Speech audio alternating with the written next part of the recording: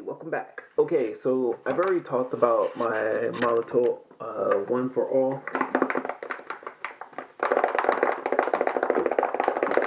and I've already talked about how my Molotov one for all, and my Montana lines have gone back and forth and back and forth, and they've been trying to keep up with one another. Well, guess what? Wah-wah! Well, where I use black with my Molotov, I like to use the white Montana. Yeah. Also water based, 180 milliliters as well. I know, I know. You can blend it out and make it opaque, transparent, opaque. I said oblique. That is a body part. Okay, anyway, so I like to use the Montana White. Montana White for all of my markers kind of don't try out. And when I use white Montana, it goes and it goes and it goes and it goes, and I don't have to worry about if I left it out or anything like that. I just pump it up and it's right good to go. And that's why I really like about their white acrylic paint from Montana. Not the same success for the other colors, which is kind of weird. But for me, this has worked out every time. Just like the black for my Molotov, every time I use it, it's good to go. I have no problems with it. Every time I use the white, it's good to go. I have no problems with it. I do like both of their paints. I do not think they compare to the Pasco sometimes, especially when it comes to the pens. Although the Pasco doesn't have a way, I don't know why I can't pronounce these darn pen names, but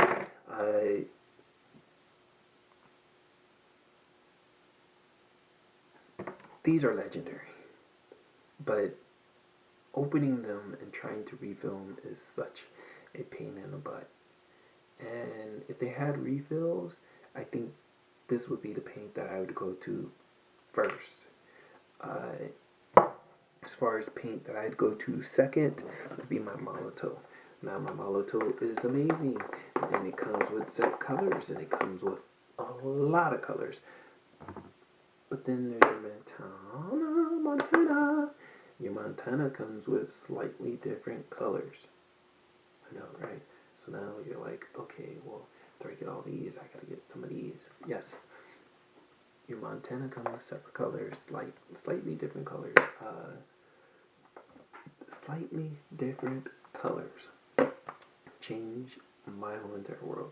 So I will say, as much as I like my Molotov, there are colors that I don't like to mix. And since I personally don't like to mix colors, it's good that I can reach out and find more colors. They gave me more colors.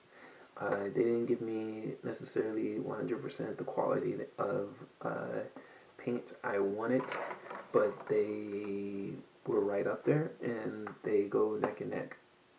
So I will say, again, I would probably start with their paint refills, which this one's pretty much empty. I don't know why it's here.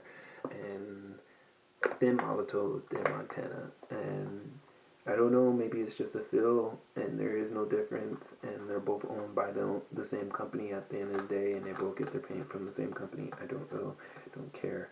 But I personally like their white. Their white is my favorite. Has never failed me. It has never failed me. What I will say though is that their markers, when I get into talking about their markers, the markers aren't up to par with the Molotov marker line. Like I said, it seemed like there's a bitter competition between the two of them, and Molotov is stepped up their game, and their technology is a lot more user friendly, is what I would say. Whereas the Montana comes a little bit more bulkier markers, and their system is a little bit slightly different. It's the same pump, same way you refill it, but it's not even the look, it's kind of the feel to the markers. And when I get to those markers, I'll show you, the size of the nib, and I'll show you the size of the actual marker compared to my Molitor markers.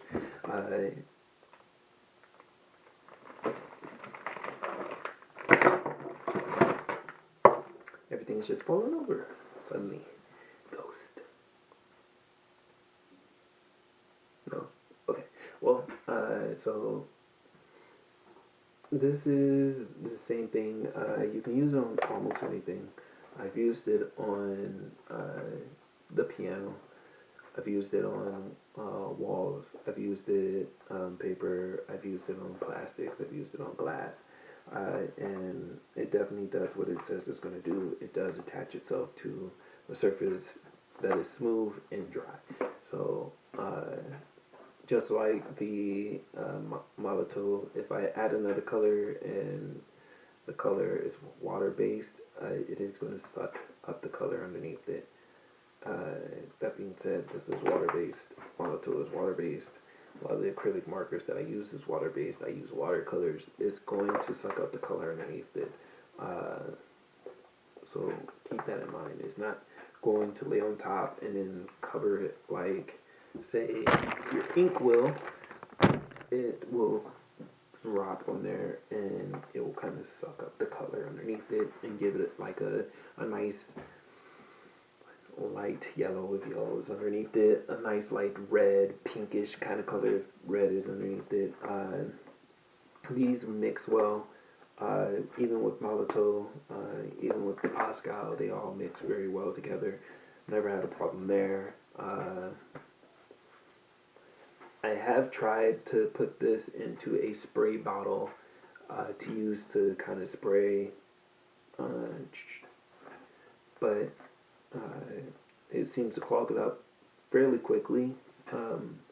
So that sucks, but that just means that I need to find a different color, which would probably be watercolor that I would use. I haven't tried watercolor for spray bottles yet. So for the most part, can't really use this as a spray paint, like a spray. Again, these do match the color of the Montana line. So these do match the Montana line color. So whether it's ink or whether it's the spray paints, you can pull these out and touch up things with the acrylic marker. Again, like the Molitor or any of your acrylic markers or any type of material that you have that elements are going to be touching it, this needs protection. You have to put a varnish or something over it in order to keep it right where it's at. Something has to lay on top of it to protect it. A gloss, whatever. Or the elements will slowly deteriorate it and make it back to its normal, use. So I will have these in the description. You can check these out. You can try them. Give me your opinion on it. Your personal opinion on the color. I will say they're great. I don't know. Yeah, so it's in the description. The shirts are in the description. And more importantly, always practicing being present. Be here, be now. Take a chance, take a risk. Take a risk, not a chance, excuse me. And pursue what you want to do. A lot of people are going to tell you money is everything, but it's not. Money is part of everything. And that being said, you should do what you want to do first before you commit to looking for the money in it. If all you're doing is looking for the money in it, you're not looking for your talent, you're not looking for you, you're not looking for your art. And in that aspect, you're missing out on a lot. You're missing out on greater things because you're too busy stuck looking for money now. So do your art.